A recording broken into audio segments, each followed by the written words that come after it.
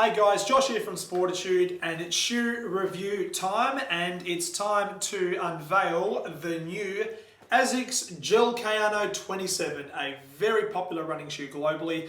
There's quite a bit of change within this shoe regarding the engineering, so we're talking new outsole, a new midsole, and some subtle additions in regards to the upper. So what we're going to do in this review today, we're going to touch on the changes from the 26 to the 27. We're going to talk about what runners should be considering this shoe and adding into your shoe rotation. And from there, it might be a shoe that you could consider at home. So without further ado, let's get stuck in. So like all Kayanos, we're talking a shoe that has a form of arch support on the medial side. So they haven't gone away from that engineering feature. The reason they've got the Duramax medial posting through the medial side through here is purely and simply to cater for an overpronator. And when we're talking an overpronator, we're talking about the runner that comes down on heel, transitions through midfoot, and then as mid starts, pardon me. And as we're going through mid starts, we have a tendency just to ever so slightly collapse in those arches. So what we're doing with this shoe, what Asics are doing with this shoe, is just giving a little bit of arch assistance. We're not stopping overpronation, we're just helping assist that movement path. So the end game is there to slow down the rate of pronation in the runner's gait. And then obviously getting yourself in a good position to come through and toe off as efficiently as you possibly can. So this shoe here is a max cushion shoe. It's getting a little bit lighter over the last couple of years, which is a good thing because if you can engineer your shoes in a way that they are lighter on the foot, it certainly helps in regards to the comfort and the performance. But being max cushion, we're talking gel pod at the back of the heel, so plenty of crash pad area underneath that lateral side of your first point of contact with your heel. And then as you come through to the forefoot, there is a little twist gel under your first metatarsal, your big toe, that helps assist that toe joint on that last phase of your gait cycle, and then a couple of extra layers of flight foam, Propel, and just your traditional flight foam in the midsole. So being a max cushion shoe, it's something that's going to cater quite well for a runner that's looking to just get out on the road and enjoy their running.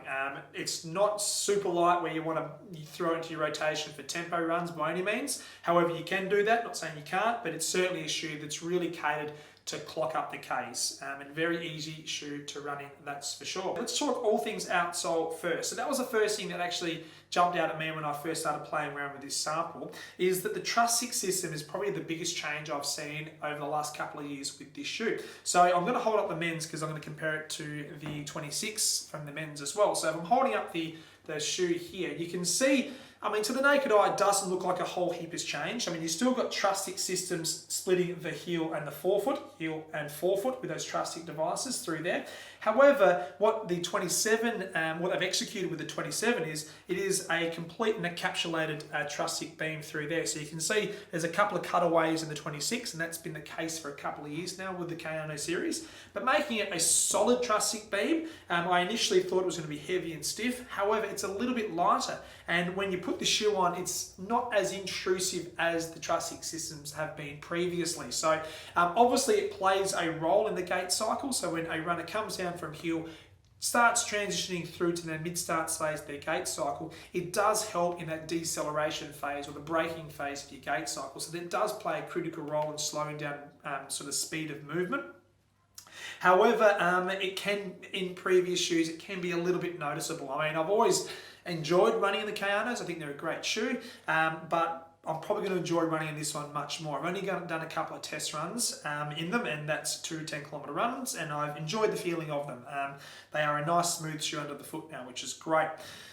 Going back to the rubber now, because that's probably the biggest change. We've got a very spongy rubber through the forefoot. So traditionally, Asics have used their AHAR rubber system, which is on the back, or plus system, pardon me, on the back of the heel through here. So that's that first point of contact with the ground.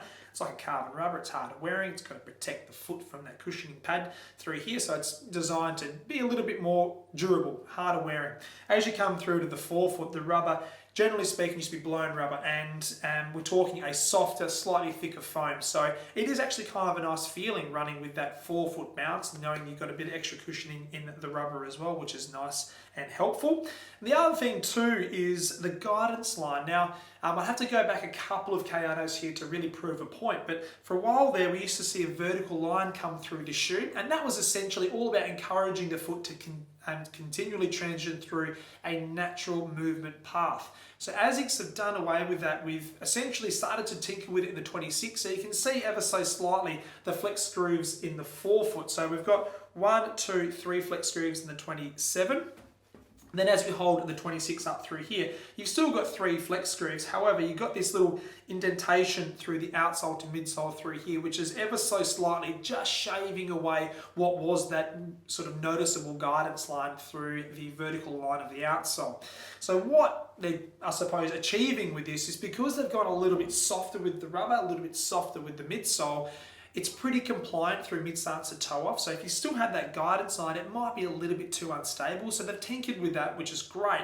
And you're providing a slightly lighter, softer feel underneath your foot, and you don't necessarily need to rely on that guidance line like they have previously. Coming through to the midsole of this shoe, so it's relatively uncomplicated with what they've been doing over the years. They've tinkered with the gel positioning, and I suppose the execution of how they've placed the gel on the back of the shoe. No changes with regards to the gel technology, placing it underneath that first point of contact with your heel, and no changes with regards to where they place the twist gel under the forefoot through here. The majority of the change has come in the layering of the foam that encapsulates those gel pods. So we're talking flight foam propel top layer, and then underneath we're talking just traditional flight foam base. So the closer you get to the ground, it's a softer foam, and then on top of that in the propel midsole, it's a little bit snappier, slightly more responsive feel, which is good. If they did a switch, it'd be too soft through the forefoot, so it's important to have that propel layer on top of the shoe as well. So, and then talking all things midsole, stack height. So we've got 22mm heel to 12mm forefoot for an offset of 10mm, in the men's. And then the ladies is gender specific. So we've got 24mm heel and 11mm forefoot for an offset of 13mm through there. Obviously the change from a running gait from female to male is obviously picked up with Asics and their research and development, and they've been doing that for a number of years in regards to the subtle variance in offsets for men's and women's in some of their top end mileage shoes. So they're going to continue doing that, from the best of my knowledge, moving forward. And the other obviously call out with the midsole is, of course, what we touched on before, the DuoMax arch support. So it's becoming less noticeable every single year a Kayano comes out. It's still placed on that medial side. There's no real change in regards to how they positioned it underneath the arch. However, shaving it down ever so slightly year in, year out, and it's not really tracking as much into the medial side of the shoe as well. So again, going down that sort of, I don't want to say it, but like a dynamic support system, it's there when you require it, but it's not intrusive on your feet. You kind of don't want to know there's a big arch block when you're going through your mid-stance phase. It can play with your mind a little bit. It can potentially change your feeling when you want to make your next point in contact with the ground. So you want it to be there but not be intrusive, and they're getting that way. So Kayano 27, great adjustment with your midsole. Loving what's going on. As we come through to the upper of this shoe, similar features rolled over from what they did previously. We've got the meta clutch system, which is that external plastic support system that sits around the heel counter. So the reason they've done that with this shoe is to allow for a more customized fit. Great soft memory foam on the inside, so it's, from a comfort perspective, I can't fault how this shoe feels around the back. It's very, very comfortable. And then as we're coming through to the mesh construction, it's a jacquard engineered mesh, very strong, very breathable. And what I have found from a fitting perspective is it is true to what the previous 26 was in regards to size and width. So if you're a size 10 or you're a size 9 like I am, I haven't had to alter what size I will be in this shoe, and I fit a D width quite well. So your widths in this shoe, that's the next topic of discussion. You've got a D in the men's, 2E and a 4E, so 3 widths on offer.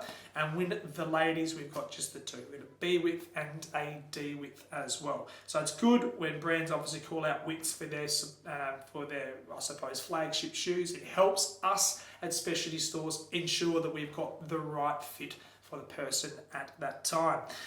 Regarding the upper, it is a nice secure fit. I just want to touch on that.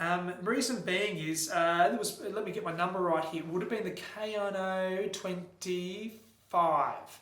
Was a little bit boxy. I'm sorry for looking at it, but a little bit boxy through the forefoot.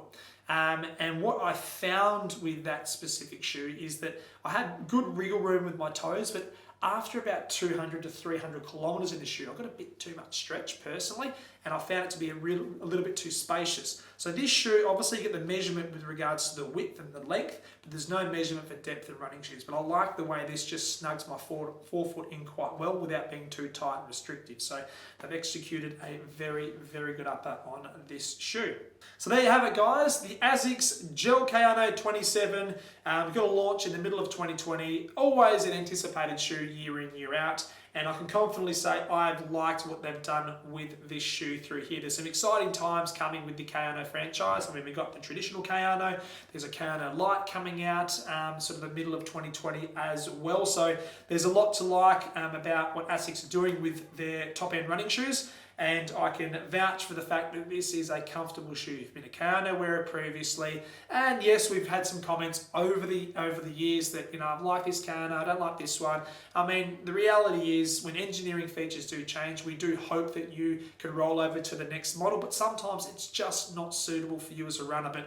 But this for me is what I would expect a Kayano to feel like and what I expect a Kayano to run like. So very comfortable, nice, supportive, and plenty of cushioning. So thank you very much for tuning in, guys. If you've got any questions on the Gel Kayano 27, please drop it in the comments field below. If you haven't subscribed to our channel, please do. We'd like to give you as much information as we possibly can on all things product and running related. And until next time, we'll see you soon. Happy running.